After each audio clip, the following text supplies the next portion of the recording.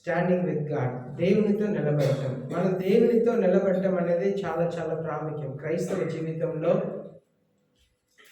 ఎన్నో కష్టములు, బాధలు, దుఃఖములు వస్తాయి, కానీ దేవునితో నిలబడటం అనేది చాలా ప్రాముఖ్యం. హెబ్రీయులకు రాసిన 3వ అధ్యాయం 18, 19 వచనాలను చదువుదాం.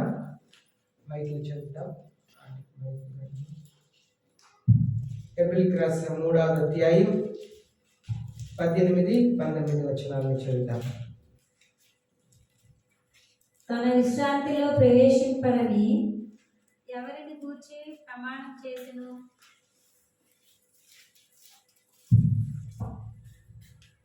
తన విశ్రాంతిలో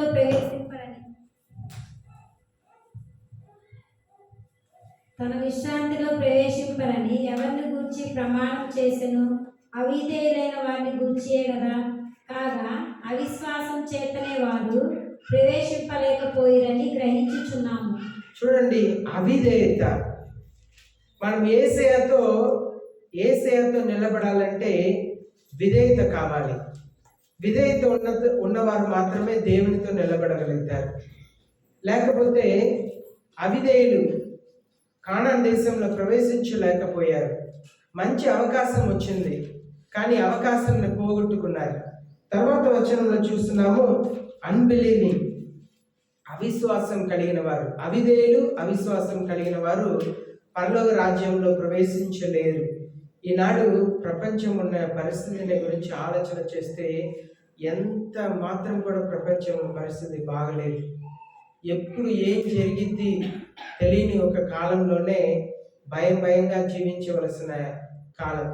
కానీ దేవుని పిల్లలు భయం లేదు, కానీ మనకు విధేయత కావాలి, విశ్వాసం కావాలి. అప్పుడే మనం దేవునితో నిలబడగలుగుతాం.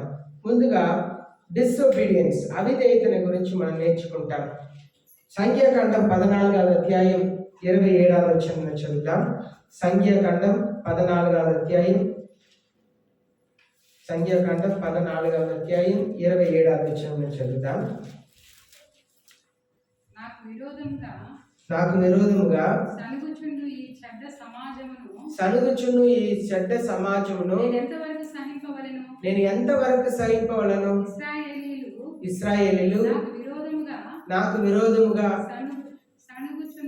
సనుగుచున్న సనుగులను నేను విని ఉన్నాను. దేవుడు వింటున్నారంట, సనుగును వింటున్నారంట. మనం ఒకవేళ ఇంట్లో కూర్చొని సనిగినా కూడా దేవుడు వింటారంట. ఎక్కడ రోడ్డు మీద నడిచి వెళ్ళినప్పుడు సనిగినా వింటారంట, ఎక్కడ సనిగినా వింటారంట. సనుగుడు, క్రైస్తవ జీవితంలో సనుగుడు అనేది ఉండకూడదు. ఇతరులకు విరోధంగా మాట్లాడటం, సనుగుడు అనేది అది క్రైస్తవ జీవితంలో ఆశీర్వాదం తీసుకురాదు. మనకు ఆశీర్వాదం తీసుకురావాలంటే దీవెనకరమైన మాటలు మాత్రమే మనం పలకాలి. ఎఫెసీయులకు రాసిన 2వ అధ్యాయం 2వ వచనంలో చూస్తున్నాము. ఎఫెసీయులకు రాసిన 2వ అధ్యాయం 2వ వచనంలో ఇక్కడ సాతానుడు గాలికి అధిపతిగా ఉన్నాడు అనే సంగతిని మనం చూస్తున్నాం. ఎఫెసీయులకు రాసిన మీరు వాటిని చేయించు వాయుమండల సంబంధమైన అధిపతిని అనగా అవిధేయులైన వారిని ఇప్పుడు ప్రేరేపించు శక్తికి అధిపతిని అనుసరించి ఈ ప్రపంచ ధర్మము చొప్పున మునుపు నడుచుకుంటుంది. చూడండి, అవిధేయులు ఎవరిని వెంబడిస్తున్నారంటే సాతానుడిని. ఆయనే ఈ గాలి మండలానికి అధిపతి అంటారు.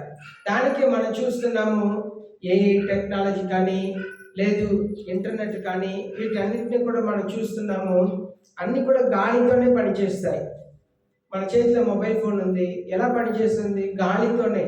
దాంట్లో మంచి విషయాలు ఉన్నాయి, చెడ్డ విషయాలు ఉన్నాయి. కనుక గాలికి అధిపతి అయిన సాతానుడి గురించి ఆయన వెంబడించేవారు అవిధేయులు. క్రైస్తవ జీవితంలో విశ్వాసులు కాదు దేవునికి కావాల్సింది, విధేయులు కావాలి. దేవుని వాక్యములకు విధేయత చూపించాలి. దేవుడు వాక్యం ఎలా సెలవిస్తుందో దాని ప్రకారం నడుచుకోవాలి. చూడండి, సనుగుడు ఉండకూడదు, అవిధేయత ఉండకూడదు. ఇక్కడ చూస్తున్నాము, తీతు తీతు 1వ అధ్యాయం 16వ వచనం చదువుతాం. తీతు 1వ అధ్యాయం 16వ వచనం. దేవుని ఎరుగుదమని వారు చెప్పుకొందరు గాని అసహ్యులను దేవుని ఎరుగుదమని చెప్పుకొందరు గాని అసహ్యులను అవిధేయులను ప్రతి సత్కార విషయంలో భ్రష్టులై ఉండి తమ క్రియల వలన ఆయన ఎరుగినట్లుగా ఉన్నారు. అన్ని తెలిసినట్లుగా ఉంటారు, కానీ క్రియలు చూస్తే యేసుని ఎరిగిన వారిలాగే కనపడరు. అదే చెప్తుంది, they prefer to know God. మాకు దేవుని తెలుసు అన్నట్లుగా ఉంటారంట. But they deeds they deny him. కానీ వాళ్ళ కార్యములు, వాళ్ళ ప్రవర్తనలు, వాళ్ళ మాటలు, వారు నడుచుకుంటున్న విధానం అంతా కూడా మేము దేవుని ఎరగము, దేవునికి మాకు సంబంధం లేదు అన్నట్లుగానే ఉంటుందంట. బీయింగ్ డిటాచబుల్, వాళ్ళని చూస్తే అసహించుకునే రీతిలో ఉంటారంట. డిసొబీడియంట్, అవిధేయులుగా ఉంటారంట. వర్త్లెస్, వాడు విలువ లేని ప్రజలుగా ఉంటారంట. ఫర్ ఎనీ గుడ్ డీడ్, ఏ విషయంలో కూడా పనికిరాని వాళ్ళుగా ఉంటారని చెప్పి దేవుని వాక్యం సెలవిస్తుంది. ఇదంతా కూడా అవిధేయత వలన కలిగేది. కనుక దేవుని వాక్యంని విన్నప్పుడు విధేయత చూపించాలి, దేవుని వాక్యంకు లోబడాలి, మనల్ని మనం మార్చుకోవడానికి ప్రయాసపడాలి. దేవా, నన్ను మార్చండి ప్రభువా, నాకు సహాయం చేయండి తండ్రి, నేను మీ వాక్యం చొప్పున నేను జీవించాలి ప్రభువా, నన్ను కాపాడండి. అలాగనే మనం ప్రతిదినం కూడా ప్రార్థన చేసుకోవాలి. ప్రతిసారి ప్రార్థన చేసుకొని, నన్ను కాపాడండి ప్రభువా, నేను విధేయుడిగా ఉండాలి, విధేయత కలిగి ఉండాలి, మీ వాక్యములకు భయపడి నేను జీవించాలి, మీ వాక్యములకు వణుకు కలిగి జీవించాలి. అవిధేయులైతే వింటారంట వాక్యంనే, కానీ విధేయత చూపించారంట. దేవుని వాక్యములకు విధేయత చూపించకుండా ఎట్లా పడితే అట్లా జీవిస్తున్నారని దేవుని వాక్యం సెలవిస్తుంది. సనుగుడు, క్రైస్తవ జీవితంలో సనుగుడుని దేవుడు అంగీకరించారండి. సనుగుడు ఇంట్లో మాట్లాడినా కూడా దేవుడు వింటున్నారు, పనిచేసే చోట్ల మాట్లాడినా కూడా దేవుడు వింటున్నారు. సనుగొట్టం అనేది దేవునికి ఇష్టం లేని ఒక విషయం. అదే సంఖ్యాకాండం 14వ అధ్యాయం 27వ వచనంలో చదివాం. అది దేవుని ఆశీర్వాదాన్ని క్రైస్తవ జీవితంలో తీసుకురాలి. రెండవది అన్బిలీఫ్, అవిశ్వాసం. అవిశ్వాసం ఎలాంటిదంటే, అవిశ్వాసం ఉంటే దేవుని అద్భుతములు మనం చూడలేము. మనుషుల్ని చూడవద్దు, దేవుని వైపు మాత్రమే చూడాలి. దేవుడు ఎంత మంచి దేవుడు, దేవుడు నాకు ఏం చేయగలుగుతారు అంతవరకే చూడాలి. మనుషుల్ని ఎన్నడూ మనం చూడకూడదు. మనుషుల్ని చూస్తే మనుషులు ఒక్కొక్కసారి మంచిగా ఉంటారు, కానీ ఒక్కొక్కసారి కృంగిపోయి ఉంటారు. నేను ఇలాగ విన్నాను, ఎంతవరకు నిజంలో నాకు తెలియదు, కానీ ప్యాషన్ ఆఫ్ ది క్రైస్ట్ అని ఒక సినిమా ఉన్నది. యేసే అనే సిలువ యేసే ఒక మూవీని తీశారు. అది తీసినప్పుడు ఆ టీం అందరూ కూడా వెళ్ళి యేసయ్య క్యారెక్టర్లో నటించడానికి ఒక వ్యక్తిని వెతుకుతున్నారంట. వెతికినప్పుడు ఒక వ్యక్తిని చూస్తే ఈ వ్యక్తి చాలా బాగుంటారే అని చెప్పి అనుకున్నారంట. మళ్ళీ 6 నెలల తర్వాత ఇంకా ఒకసారి అందరిని వెతికి వస్తామని చెప్పి వెళ్ళారంట. అప్పుడు వెళ్ళి చూస్తే ఆ వ్యక్తిని చూస్తే చాలా నిరుత్సాహంతో, చాలా వేదనలో ఘోరంగా ఉన్నారంట. ఆయన్నే యూదా ఇస్కరియోతుగా నటించడానికి ఆ సినిమాలో తీసుకున్నారంట. ఒకప్పుడు చూస్తే యేసు క్రీస్తులా నటించడానికి ఆయన చూస్తే అలా అనిపించారంట. ఇంకా ఒకసారి చూస్తే ఈయన యూదా ఇస్కరియోతులా నటించడానికి సరైన క్యారెక్టర్ అనుకున్నారంట. మనుషులు ఎప్పుడు ఒకేలా ఉండరండి. మన మనసుల్ని చూస్తే కృంగిపోతాం. మనసుల్ని చూడకూడదు. ఎన్ని కష్టాలు వచ్చినా, ఎన్ని నష్టాలు వచ్చినా మనకు దేవుడు ఇచ్చిన పనిని ధైర్యంతో ముందు కొనసాగించాలి. ఎన్ని బాధలు జీవితంలో కలిగినా కూడా యేసయ్యను వెంబడించే జీవితాన్ని మానకూడదు. ముందు ఉన్న దినములలో భయంకరమైన కరువు రాబోతుందండి. ఈరోజు ప్రభుత్వం ఈ వారం చదివించిన రీతిగా ముందు రేషన్ షాప్లో డబ్బే ఇవ్వబడబోతుంది. మీరు అనుకోవచ్చు, అమ్మయ్య ఇంకా 20 కిలో బియ్యం మోసుకొని రావటానికి అవసరం లేదు, డబ్బు ఇస్తారంట కదా అని అనుకోవచ్చు. కానీ కిలో బియ్యం 100 రూపాయలు అమ్ముతారంట. అంత భయంకరమైన పరిస్థితికి ఈ లోకం, భారతదేశం వెళ్తుంది. భారతదేశంలో 9 కోట్ల మంది ఆకలితో మరణిస్తున్నారంట. అంత భయంకరమైన కరువు రాబోతుంది. మనం చివరి దినంలో ఉంటున్నాం. యేసయ్య రాకడ చాలా సమీపంగా ఉంటుంది కనుక మన విశ్వాసంని జాగ్రత్తగా కాపాడుకోవాలి. సంఖ్యాకాండం 13వ అధ్యాయం 32-33 వచనాలు చదువుదాం. సంఖ్యాకాండం 13వ అధ్యాయం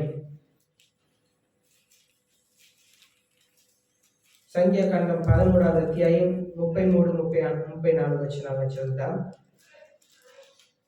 అక్కడ నెఫీలీల సంబంధులైన అక్కడ ఇప్పుడు చూడండి, ఒక 12 మందిని మోసే పంపించారు, వెళ్ళి చూసి రండి, ఎలా లోపల ప్రజలు, కానాన్ దేశంలో ప్రజలు ఎలా ఉన్నారని చూసి రమ్మంటే వీళ్ళు వచ్చి చెప్పే రిపోర్ట్ ని మీరు చూడండి.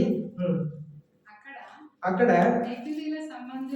నెఫీలీల సంబంధులైన ఆదు వంశపు నెఫీలీలని చూచితిమి, మా దృష్టికి మేము మిడతల వలె ఉంటిమి, వారి దృష్టికి అట్లే ఉంటిమనేది. చూడండి, వాళ్ళు కానాన్ దేశంలోకి పంపిస్తే వాళ్ళు వెళ్ళి వాళ్ళందరినీ చూసి వచ్చి చెప్తున్నారు, అమ్మో వాళ్ళందరినీ చూస్తే చాలా భయంకరంగా ఉన్నారు, మనల్ని చూస్తే మనం మిడతల వలె ఉన్నాము, మనం జయించలేము, మనం యుద్ధం చేయలేము అని చెప్పి వాళ్ళు కృంగిపోవటమే కాక ఇద్దరిని కూడా కృంగదీస్తారంట. భయంకరమైన పాపం ఏం తెలుసా? మనం కృంగిపోవటమే కాక ఇద్దరిని కృంగతీయటం అనేది అది భయంకరమైన పాపం. మత్తయి రాసిన 13వ అధ్యాయం 58వ వచనంలో యేసయ్య తను నజరేతులో పెరిగారు. ఆయన నజరేతులో పెరిగారు కనుక చాలా కాలం తర్వాత నజరేతుకి యేసయ్య వచ్చారు. మత్తయి రాసిన 15వ అధ్యాయం 58వ వచనం, 13వ అధ్యాయం 58వ వచనంలో నజరేత్ వారి అవిశ్వాసమును బట్టి ఆయన అక్కడ అనేకమైన అద్భుతములు చేయలేరు. అవిశ్వాసం అంత ఘోరమైనది. యేసయ్య నజరేతుకు వెళ్ళారండి. నజరేతుకు వెళ్ళి అక్కడ ఉన్న వారిని స్వస్థపరచాలని తలంచుకుంటే స్వస్థపరచలేకపోయారు. కారణం యేసయ్య దగ్గర శక్తి లేక కాదు, ఆయనకు శక్తి ఉన్నది. అక్కడ ఉన్న ప్రజలకు ఉన్న అవిశ్వాసం, వాళ్ళు యేసయ్యను విశ్వసించలేదు. ఈయన స్వస్థపరిచేది మనల్ని, ఈయన మన వీధిలో మన బావిలోనే నీళ్లు మోసుకొని వచ్చేవాడు, మన ఊర్లోనే బ్రతికేవాడు, మా ఇంట్లో ఉన్న బల్ల, మా ఇంట్లో ఉన్న టేబుల్ ఆయన చేసిందే, మా ఇంట్లో ఉన్న మంచం ఆయన చేసిందే, ఈయనే స్వస్థపరిచేది, ఈయనే దెయ్యాల్లో వెళ్ళగొట్టేది, ఈయన అంత గొప్ప వ్యక్తియా అని చెప్పి వాళ్ళు సనుకున్నారు. కొనుక్కున్నారు కనుక సనగటం, వాళ్ళు సనగటం వలన వాళ్ళ జీవితంలో జరిగినది వాళ్ళ అద్భుతంలో చూడలేకపోయారు. అవిశ్వాసం. క్రైస్తవ జీవితంలో అవిశ్వాసం ఉండకూడదు. ఎన్ని జరిగినా దేవుని పిల్లల్ని అద్భుతంగా దేవుడు కాపాడబోతున్నారు. లోకంలో ఎన్ని జరగనేయండి, కరోనా వచ్చింది, ఎంతో మంది కోటీశ్వరులు మరణించారు, కానీ మన సమకూడి ప్రార్థన చేయటకు దేవుడు ఎన్నో కృపణ ఇచ్చారు. మనం అందరూ కూడా క్షేమంగా ఉండే కృపణ దయచేశారు. లోకంలో అన్ని జరుగుతాయి. నేను చెప్పే విషయంలో కూడా, ప్రభుత్వం చేసేదంతా కూడా దేవుని పిల్లల్ని దేవుడు కాపాడుతారు. అది లోకంలో ఉన్నవారు, కానీ దేవుని పిల్లల్ని దేవుడు కాపాడుతారు. 3వ విషయం, డిస్కరేజింగ్ అండ్ బీయింగ్ డిస్కరేజ్డ్. నిరుత్సాహపడటం, ఇతరుల్ని నిరుత్సాహపరచటం, అది ఎంత పెద్ద పాపం అంటే దేవునికి ఇష్టం లేనిది. ఇప్పుడు మనం చదివాం కదా, సంఖ్యాకాండం 13వ అధ్యాయం 35వ వచనంలో మనం చదివినట్లయితే, సంఖ్యాకాండం 13వ అధ్యాయం 35వ వచనంలో వాళ్ళు ఎలా నిరుత్సాహపరిచారంటే, వాళ్ళు ఎలా నిరుత్సాహం అయిపోయారు? అయ్యో, మేము మిడతల వలె ఉన్నాము, మనం వెళ్ళి యుద్ధం చేయలేము, వాళ్ళందరూ కూడా చాలా భయంకరంగా ఉన్నారు అని చెప్పి 35వ వచనం చదువుతాం. 13వ అధ్యాయం. కాలేబు మోషే ఎదుట జనులని నిమ్మలపరిచి మనం నిశ్చయంగా వెళుదము, దాన్ని స్వాధీనపరచుకుందాము, దాన్ని జయించుటకు మనకు శక్తి చాలునను. ఇక్కడ చూడండి, కాలేబు ఏం చేస్తున్నారంటే, అందరినీ మౌనంగా ఉండమని చెప్పి మోసే ఎదుట, అహరోను ఎదుట మనం వెళుతాం, మనం వెళ్ళి యుద్ధం చేస్తాం, మనం జయించగలుగుతాం అని చెప్పి అందరినీ కూడా బలపరిచారంట. మనం డిస్కరేజ్ అయ్యి మన ఇతరుల్ని డిస్కరేజ్ చేయటం కాదు, మనం నిరుత్సాహం అయ్యి ఇతరుల్ని నిరుత్సాహపరచడం కాదు, మనం ధైర్యంతో పొందుకొని ఇతరుల్ని ధైర్యపరచాలి. ఒకవేళ మనం నిరుత్సాహంగా ఉంటే ఆత్మీయమైన వారితో ప్రార్థన చేయాలి. అవసరమైతే సేవకుల దగ్గర ప్రార్థన చేసుకోవాలి. లేకపోతే ఆత్మీయమైన క్రైస్తవులుగా కలిసి ప్రార్థన చేసుకోవాలి. దానికే సంఘంలో ఎప్పుడు ప్రార్థన ఉండాలి, ఇద్దరిద్దరుగా ప్రార్థన చేయండి అని చెప్పడానికి కారణం ఏంటంటే మనం ఒకరిని ఒకరు ధైర్యపరచుకోవచ్చు, ఒకరిని ఒకరు బలపరచుకోవచ్చు. చూడండి, 10 మంది వెళ్ళారండి. కానాను దేశంలోకి 10 మంది వెళ్ళారు. 9 మంది వచ్చి నిరుత్సాహపరిచారు. ఒకే ఒక వ్యక్తి కాలేబు మాత్రమే ధైర్యపరుస్తున్నారు. ఎవరు నిరుత్సాహపడవద్దు, మనం వెళ్ళి యుద్ధం చేయగలుగుతాం అని చెప్పి వాళ్ళని ధైర్యపరిచారు. అలాగే 14వ అధ్యాయం 1వ వచనం చదువుతాం. అప్పుడు సర్వ సమాజం వెలుగెత్తి కేకలు వేసెను. ప్రజలు ఆ రాత్రి వెలుగెత్తి ఏడిసిరి. చూడండి, కాలేబు చెప్పిన మాటని దాటి 9 మంది ఏం చెప్తున్నారంటే, కాదు అక్కడ ఉన్న వాళ్ళందరూ కూడా చాలా బలం కలిగిన వారు, ఎత్తైన వారు, వాళ్ళు భుజ బలం చాలా భయంకరంగా ఉంటుంది, వారి కాళ్ళు భయంకరంగా ఉంటుంది, మనం యుద్ధం చేయలేము అని చెప్తే ప్రజలు ఆ రాత్రి అంతా కూడా ఓని ఏడిసారంట అండి. Then all the congregation lifted up their voices and cried. They wept that night. ఆ రాత్రి అందరూ కూడా ఏడిసారంట. చూడండి, ఎంత డిస్కరేజ్ చేయడానికి చాలా మంది ఉంటారు, ఎంకరేజ్ చేయడానికి ఒకరే ఉంటారు. 9 మంది డిస్కరేజ్ చేస్తున్నారు. ఎంకరేజ్ చేసేది ఎవరు మాత్రమే ఎంకరేజ్ చేశారు? కాలేబు మాత్రమే ఎంకరేజ్ చేశారు. మనల్ని ఉత్సాహపరిచేవారు, బలపరిచేవారు కొంతమంది ఉంటారండి. మనల్ని నిరుత్సాహపరిచేవారు మాత్రం చాలా మంది ఉంటారు. మనల్ని దేవునికి దూరం చేసేవారు చాలా మంది ఉంటారు. కనుక మనం ఏ గుంపులో ఉన్నాం? ఇద్దరిని బలపరుస్తున్నామా, ఇద్దరిని బలహీనపరుస్తున్నామా ఆలోచన చేస్తాం. ఇద్దరిని బలపరుస్తున్నామా, ఇద్దరిని బలహీనపరుస్తున్నామా? క్రైస్తవ జీవితంలో మనం ఇద్దరిని బలపరిచేవారుగా ఉండాలి. 4వదిగా బి డిఫరెంట్ ఎంకరేజర్. ఇక్కడ మనం చూస్తున్నాము 13వ అధ్యాయం 35వ వచనంలో చదివాం కదా. కాలేబు ఆయన మాత్రం నిలబడ్డారు. 9 మందిని లెక్క చేయలేదు. 24 లక్షల మంది కోపంతో ఉన్నారు, వాళ్ళని లెక్క చేయలేదు. ఒంటరిగా నిలబడ్డారు. ఒంటరిగా నిలబడి అందరినీ కూడా ఎంకరేజ్ చేస్తున్నారు. మన ఎన్ని కష్టాలు వచ్చినా, బాధలు వచ్చినా దేవుని కొరకు ఒంటరిగా నిలబడటానికి దేవుని కృపను అడగాలి. మన వల్ల కాదు. ఇప్పుడు దేవుని ఎరిగిన వారిని దేవుని వదిలిపెట్టండి అని చెప్తున్నారని అనుకోండి. వదిలిపెట్టకపోతే మనం చేతిలో ఉన్న ఈ గోరని పీకేస్తున్నారని అనుకోండి, ఎలా ఉండిద్ది ఆ నొప్పికి? యేసు ప్రభు వద్దని చెప్పాలన్నట్లుగా అనిపించింది శారీరకంగా మాట్లాడితే. కానీ దేవుని కృపను అడగాలి. దానికే పేతురుని సిలువ వేయటానికి తీసుకెళ్తే చరిత్రకారులు చెప్తున్నారు, నన్ను యేసు ప్రభులా సిలువ వేయటకు నేను అరగదు కాదు, నన్ను తల క్రింద సిలువ వేయండి అన్నారంట. ఎందుకు? పాలికార్పుని ఒక యోహాన్, పరిశుద్ధులైన యోహాన్ శిష్యుడు ఉన్నారు. ఆయన్ని ఒక స్తంభానికి కట్టేసి ఆయన కింద కట్టెలు పెట్టి ఆయన కాల్చారు. ఆయన కాలు కింద నుండి కాలిపోతా ఆ వేడి మంటకు అలా చనిపోయారు. క్రైస్తవ జీవితంలో సామాన్యంగా మనం దేవుని కొరకు నిలబడలేము, కానీ దేవునితో నిలబడలేము, దేవుని కొరకు నిలబడలేము. కానీ దేవుని కృప కావాలి. ఈ అంత్య దినంలో దేవుని కృప కావాలి. నాకైనా సరే, మీకైనా సరే దేవుని కృప లేకపోతే మనం దేవుని కొరకు నిలబడలేము.